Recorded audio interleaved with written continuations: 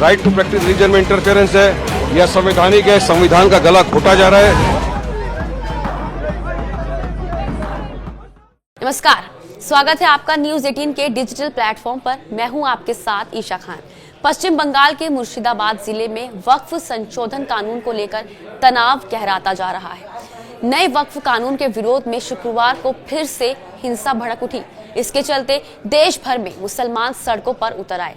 प्रदर्शनकारियों ने बसें जलाई, पथराव किया। 3 लोगों की गोली लगने से मौत भी हो गई। हालात इतने बेकाबू हो गए कि बीएसएफ के जवान तैनात कर दिए गए। फिलहाल इलाके में सड़क, रेल यातायात और इंटरनेट सेवाएं बंद कर दी गई हैं। All India Muslim personal law board के वक्फ बचाव अभियान का पहला फेज 7 जुलाई यानी 88 दिन तक चलेगा। इसमें वक्फ कानून के विरोध में 1 करोड़ हस्ताक्षर करवाए जाएंगे जो पीएम मोदी को भेजे जाएंगे। इसके बाद अगले फेज में रणनीति तय की जाएगी। All India Muslim personal law board के महासचिव मौलाना फजलुर रहीम मुजद्दिदी ने वीडियो मैसेज जारी किया। वीडियो में मुजद्दिदी ने सरकार पर सांप्रदायिक एजेंडा चलाने और धर्मनिरपेक्षता को कमजोर करने का आरोप लगाया है। कहा, ये अभियान वक्फ संपत्तियों की रक्षा और विधेयक को निरस्त करने की मांग को लेकर चलाया जा रहा है। All India Muslim personal law board का मानना है कि ये विधेयक वक्फ संपत्तियों की प्रकृति और स्वायत्तता को नुकसान पहुंचाएगा, जिसे वे इस्लामी मूल्यों, शरीयत, धार्मिक स्वतंत्रता और भारतीय संविधान के खिलाफ मानते हैं। बोर्ड के मुताबिक आंदोलन तब तक चलेगा जब तक विधेयक पूरी तरह से निरस्त नहीं हो जाता। इसे वक्फ बचाओ संविधान बचाओ अभियान का नाम दिया गया है क्योंकि बोर्ड इसे संवैधानिक अधिकारों से जोड़ता है। अब आपको बता दें, जुमे की नमाज के बाद ह्यूमन चेन बनाकर विरोध प्रदर्शन किया गया। दिल्ली, मुंबई, हैदराबाद, रांची, लखनऊ, अहमदाबाद जैसे 50 बड़े शहरों में प्रेस कॉन्फ्रेंस हुई।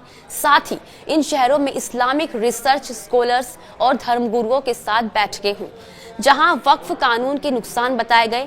और आपको बता दें, बोर्ड का दावा है कि विधेयक वक्फ संपत्तियों को सरकार या फिर व्यक्तियों के लिए हड़पना आसान बनाएगा।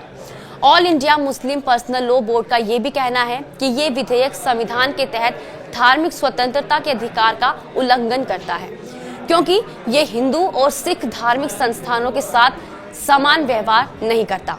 बोर्ड को ये भी मानना है कि वक्फ बोर्डों की शक्तियों को कम करना और सरकारी नियंत्रण बढ़ाना स्वीकार्य नहीं है। कुछ मुस्लिम संगठन जैसे ऑल इंडिया वुमेन मुस्लिम पर्सनल लॉ बोर्ड ने इस विधेयक का समर्थन किया है। उनकी अध्यक्ष शाइस्ता अंबर का कहना है कि ये गरीब मुस्लिमों, खासकर महिलाओं के हित में है और वक्फ संपत्तियों पर अवैध कब्जों को हटाएगा।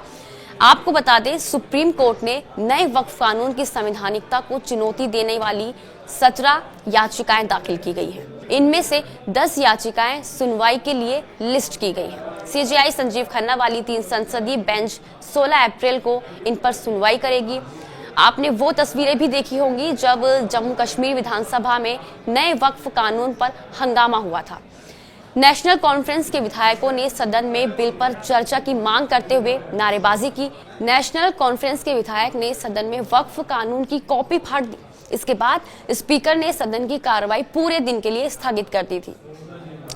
वक्फ संशोधन बिल जो अब कानून बन गया है, 2 अप्रैल को लोकसभा और 3 अप्रैल को राज्यसभा में 12-12 घंटे चर्चा के बाद पास हुआ। इसके बाद राष्ट्रपति द्रौपदी मुर्मू ने बिल को 5 अप्रैल की देर रात मंजूरी दी। सरकार ने नए कानून को लेकर गजट नोटिफिकेशन जारी कर दिया। कानून को लागू करने की तारीख को लेकर केंद्र सरकार अलग अलग नोटिफिकेशंस जारी करेगी। बिल पर चर्चा के दौरान केंद्रीय मंत्री किरण रिजिजू ने कहा था कानून का उद्देश्य वक्फ संपत्तियों में हो रहे पक्षपात, दुरुपयोग और अतिक्रमण को रोकना है। बिल को राज्यसभा में 128 सदस्यों ने समर्थन दिया, 95 ने विरोध किया। लोकसभा में ये बिल 2 अप्रैल की आधी रात पारित हुआ था। इस दौरान 288 सांसदों ने समर्थन में और 232 ने विरोध में वोट डाला था। अब जब से इस बिल ने कानून की शक्ल ली है, तब से पूरे देश में इसका विरोध देखने को मिल रहा है।